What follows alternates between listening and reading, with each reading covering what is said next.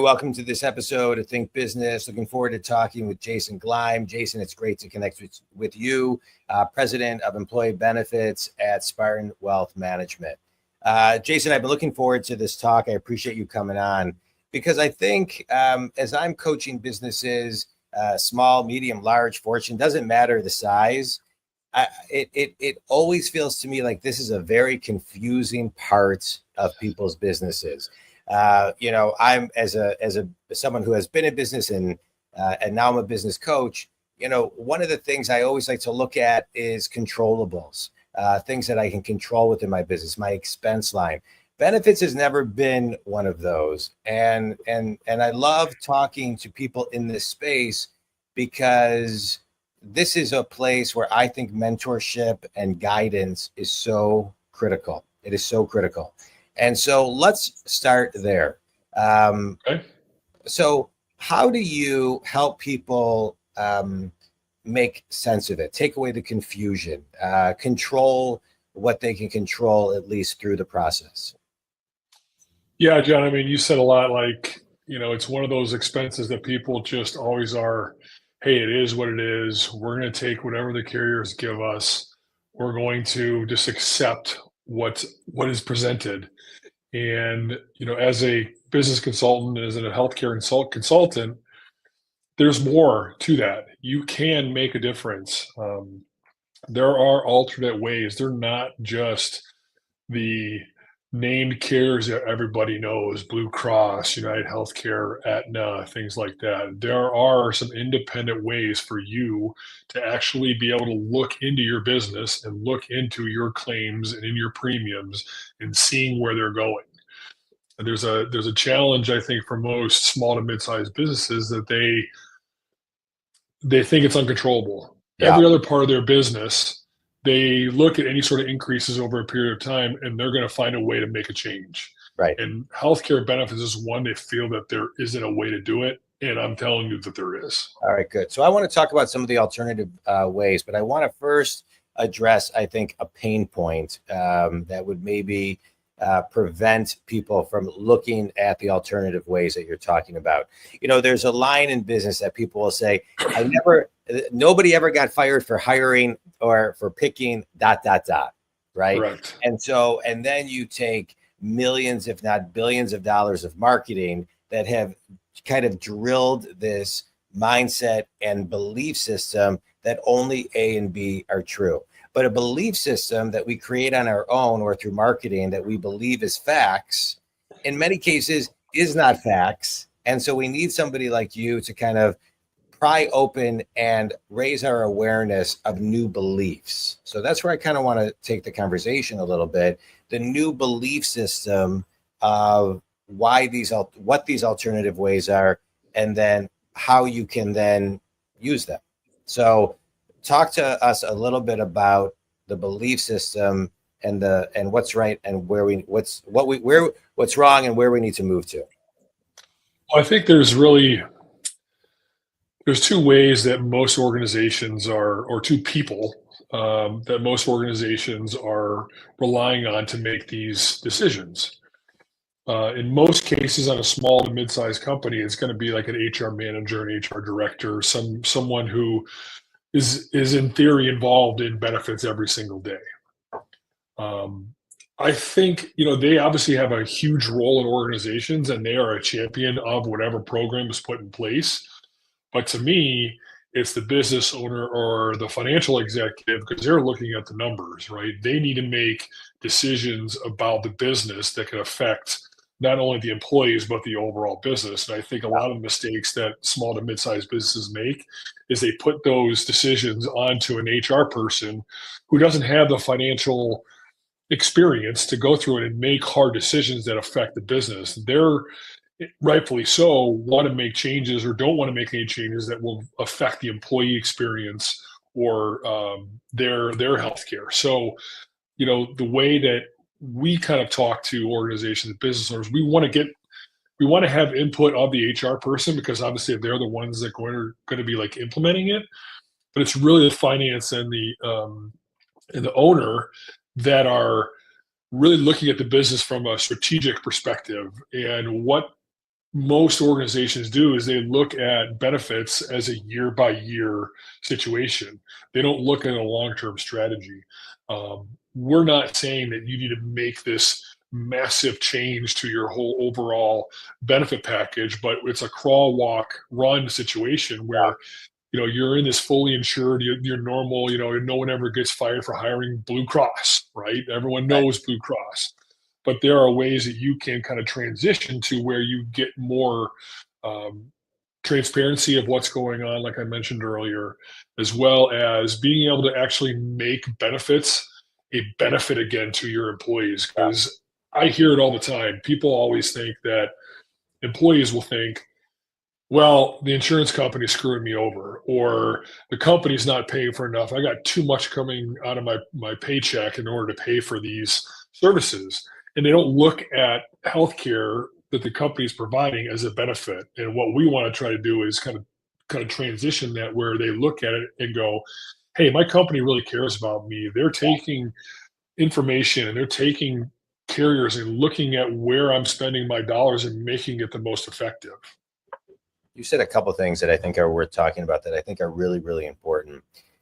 It is, I don't know if companies pay enough attention to what you just said on the feeling and emotional connection that they want and need to have with a company, that they feel that the company cares about them. Because I see when I'm in the field and I'm talking to people all day, people come to work and they want to do a great job. They really want to do the best they can.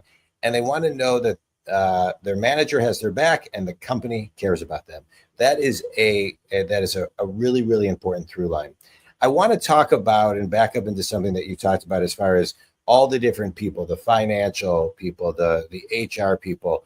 Take me into a boardroom right now where, you're the ideal meeting, you and who within a company to begin and reverse engineer the Right.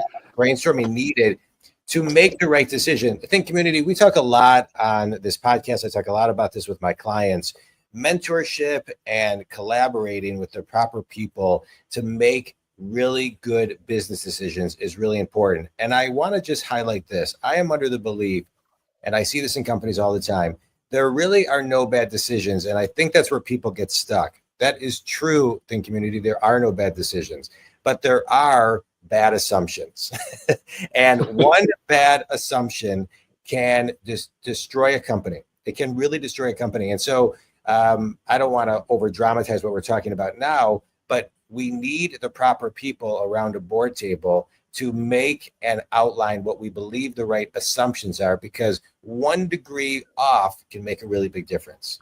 So enter something that I think is very confusing for people. And I agree with you. I see it too, sit into the HR world when the financial people aren't involved and people are rushing at the end. And so rewind with me as far as timing goes and who the ideal table, who's sitting around the table for you to really ask questions, strategize, make assumptions to ultimately assist in making the right decision for that company. Well, there's multiple, obviously, in all these sort of situations, there's multiple meetings they're involved. And I think really, excuse me, the initial meeting it would be with a business owner or the finance person and really tell me how the business has been over the last few years, where you want it to go, what sort of strat. I mean, again, I'm talking all around the healthcare side, but what strategies have you done in the past and how have they turned out? What strategies have you had that you're looking to for the future? And quite frankly, the answers I get is they don't have one. They'll, oh, I've been getting these, increases over the last year, or hey, they feel like an addicted gambler where they fully expect to lose every year and they're shocked when they get a flat renewal on their premiums, or they just get a small increase and they think they won the lottery. Yeah. And the reality of it is that there's lots of other things that are involved in it. So what we try to do is break it down just like any other line item in their business. Like you have a strategic plan on how you want your business to look 1 year, 3 years, 5 years down the road. And whether it's sales or cost of goods or, tons of other things, But one thing they always leave out is that strategic plan from a healthcare perspective, and the owner and the finance person are the ones that are really going to be involved in that aspect of the strategic plan.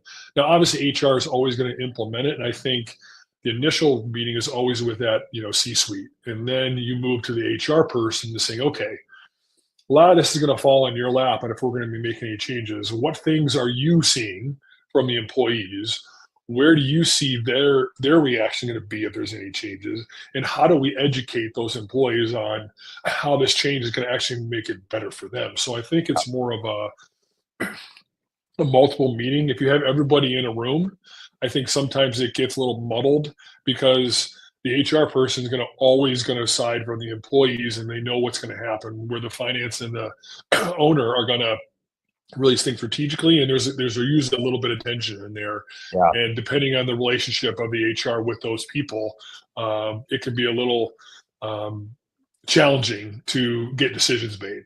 Now, if everyone's aligned, then those meetings are awesome because they all see where the plan is going to change their overall business, how it's going to change the employees, going to make their employees experience better. They're going to be able to attract and retain employees, which in turn just makes their overall business just be more successful. Yeah. Yeah. Thanks. That's a great review of kind of how to look at it. Think community, make sure that you're having the right people in those meetings. A question for you, Jason. Sometimes tension is a part of meeting. Conflict resolution is something that business people are doing all the time. One of the things I say when I'm in a meeting where I know there's going to be some tension is, I'll tee it up and I'll say, hey, we're probably going to get to some areas of this meeting that may be a little tense, but I promise we'll kind of clean it up by the end, so everybody walks out smiling and happy and this, that, and the other. How do you get people through the tension? It's a great question. I think our industry and the people that do what I do, there's been this historical challenge in that they look at it and just kind of shop like the traditional, what people think of as like a broker. They go out and broker the insurance, right? And they go find alternate plans or within the system that they're used to, and they say, hey, here's what it is. Here's what's available to you. But I think our job as more of a consultant versus being a broker is to challenge them, kill them with their own numbers. Hey, if this continues to go down the same path, how is it going to be? And to your point, John, is I think sometimes we as consultants, we need to actually create that tension and paint the picture of, hey, if you continue to go down this path, how is it going to affect you? Yeah. And I don't think a lot of consultants do that, at least on my side of the business. They just look at, hey, give me your stuff. Let me see how I can save you money. And let's look at this year after year. Whereas I feel you need to be more, our job is to present options, push you a little bit. Now, you might not take all of our suggestions, but at least it's out there. At least we're talking about it. And it might not happen year one, but maybe year two, year three. And we're constantly pushing them with the information that they provided us earlier. They said they want to grow their business by X, or they want to reduce their costs by Y. And then we come back to them and say, hey, this is what you said. Here's how we can get you there. And let's put together a plan to get you there. But the tension part is definitely, it's a challenging thing, especially when you got multiple personalities in there and multiple roles and responsibilities and how it's going to affect them. So our job is to kind of, like you said, read the room, figure out what pushes people's buttons and what's important to them, and then kind of create that tension that is productive. Yeah. Healthy tension. And I like that you're talking about, kill them with their own numbers. If you don't bring data to the meeting, people just use their own opinion. So there's got to be a little bit of gut, a little bit of facts, a little bit of numbers, where we can forecast out. To your point, I think is great. You talk about reading the room, creating tension, understanding the people that are in the room, et cetera. in my world as a business coach, I'm doing that a lot, whether it's one-on-one in groups, keynotes, it doesn't really matter. For me, I find that my routines and my rituals of what I do helps me get into that space where I can actually, when I'm in those moments, be in the, zoom out, be an observer, actively listen, and really kind of pay attention. What do you do to kind of get your mindset and get your kind of DNA and nervous system ready to not only go on meetings like this, but really just attack the day? I mean, it's a struggle, I think, like you said, for everybody. Everyone's always interested in what they have to say, and they want to talk about. They hear a few things, and they go, "Oh, I got an idea. I can solve this. I can do this. I can help them." And just over time, I think it's being a little bit older, being in the business for a long time, you learn to pause, let people talk until they're done, and even wait another 5 seconds or so just to let them there, and then kind of ask the very last thing that they say. You sort of, what I've kind of learned is you kind of repeat the last like 3 or 4 words to them, and then let them expand more. Correct. And you get so much more depth in what they're actually talking about. And you don't necessarily repeat the exact same words, but you kind of rephrase it to them, and then they expand more and they get deeper. And then you really, really find out what's actually going on. Yeah. That's a struggle. I mean, we're all kind of in sales. You're in sales, I'm in sales. Yeah. We all want to solve people's problems. We want a product dump, or we want to show that we can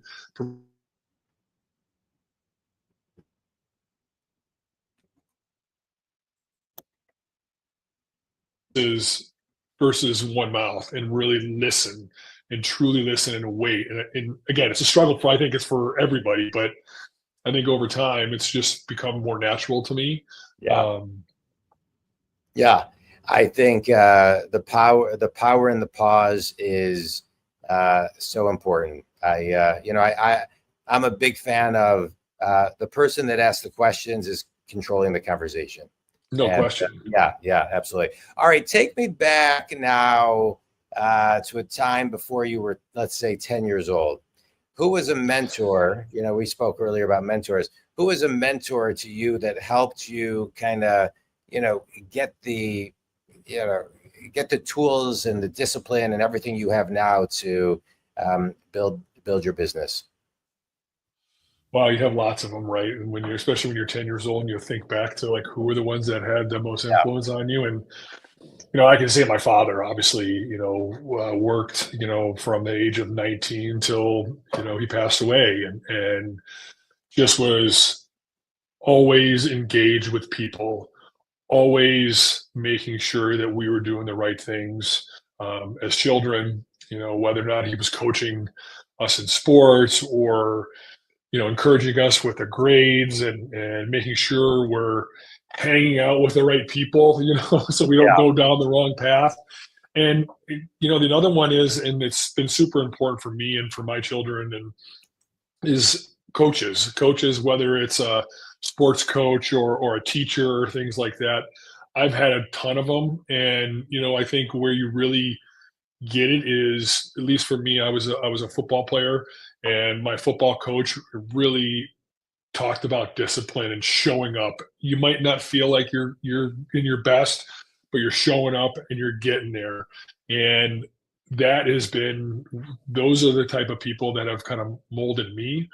I have a group right now that I've found that is doing the exact same thing as an adult, and it's been life-changing for me. And I think that's super important, is like surrounding yourself with people that push you, that call you out, that make you accountable. To me, that's what's lacking, I think, today in the corporate world, and just out there in general, is making people accountable for what they say, what they do. Yeah. I love that. Discipline is so important. I as you're talking about coaches, I agree with everything that you just shared. My kids are 18 and 21, and my 21-year-old is graduating soon and getting into the workforce. And I find that when I'm sharing stuff with him to the level of discipline I want him to have with certain things, those, when you teach it, you actually grow. And, and so I find myself, pushing him out of his comfort zone. And because I'm his dad, I know where the insecurity is sitting because he tells me, there's right. no hiding it. And so, or you're also looking in the mirror because it's similar to probably what you were back then. Correct. And also, and I push and where it pushes me also is to say, okay, I grow when I feel insecure. I grow when I get myself out of my comfort zone. It's not always easy, but it's also a really good reminder. And so I think, as we teach discipline, I think, and we talk about discipline, I think we also think community have to look in the mirror and say, where do we need to be more disciplined? Because it's like, where are the minutes that we can do it, or what's the one thing that's been holding you back? We talk a lot about on this podcast, Jason, doing things that you've been talking about for a long time that have been holding you back. And I think at the root of that is there's a strong percentage of just a next level of discipline. So I appreciate you bringing that up. All right. Who's your ideal client? Tell everybody who your ideal client is and where they can connect with you. So my ideal client is a small to mid-sized business between 50 and 500 employees who are tired of getting their standard renewal from their carrier. They feel like they're stuck, and they need to be a little more entrepreneurial. They want to be able to make changes. It can be anywhere in the Midwest.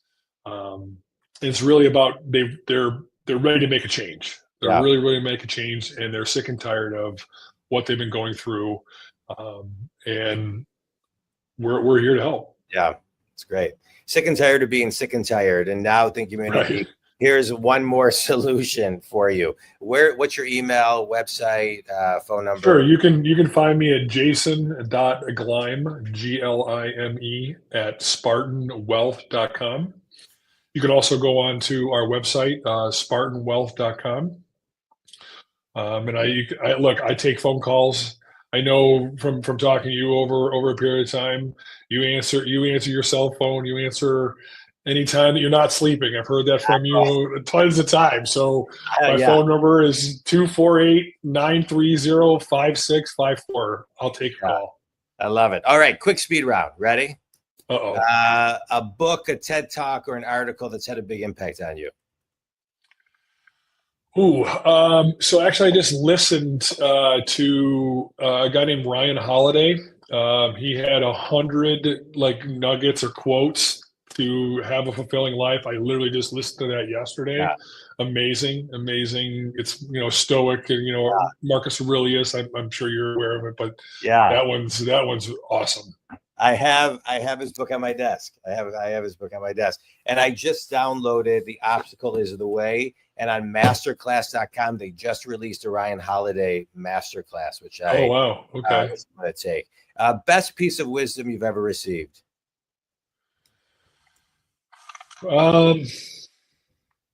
Be yourself and control the things that you can control, and don't worry about anybody else. Because you know what? Everyone thinks they're thinking about you. Most people are just thinking about themselves. Yeah. There's a lot of truth to that. Last question, Jason. Finish this sentence. One thing everybody can do to tap into themselves and get to their next level of discipline is consistency. All right. I love that you ended with that word. It's one of my favorite words. Think Community. I'm a business coach. I work with solopreneurs to Fortune companies, all the roles within a company. I work with people who are stuck. I get them unstuck. And one of the things I talk about, which is thinking big. Thinking big really is reverse engineering to the small and doing the small consistently every single day. That's what gets you to the big. You shared a lot of great things, Jason. That's why I love this podcast. So guests can come talk about their businesses, the impact they're making, and how they can get people unstuck. You're able to get people unstuck by giving them alternatives that I would venture to guess they don't know are out there, because everybody's so busy doing their own thing And I know I can say that pretty confidently when I do time management seminars. I ask people how many people feel like they don't have 5 minutes in a day, and the majority of everybody in the room, no matter how many people are there, they raise their hand. And so I would imagine that people don't have the knowledge that there is another solution. In community, there's always another solution. And one of the things that Jason talks about today, which I think is really important, is the idea of collaboration, the idea of getting people around the table who can help you make the right assumption sets, that can help you make the decisions, and ask you questions. I think more importantly, ask you questions to make sure you're in the right space, bringing the data to the table that makes sense to you, and giving you the tools to do what just allows you to let your people know that you care about them. So I loved everything that you talked about today. Appreciate all your insights. Tell people one more time your cell if they want to reach out. 248-930-5654. All right. Jason Glime, President of Employee Benefits at Spartan Wealth Management. This has been great. Think community, if Jason can help you, please reach out. If I can help you and you want to talk about any business coaching, you can reach me at jondwoskin.com. Jason, stick around for just a minute. We'll catch up. Thanks, everybody. Thanks, John.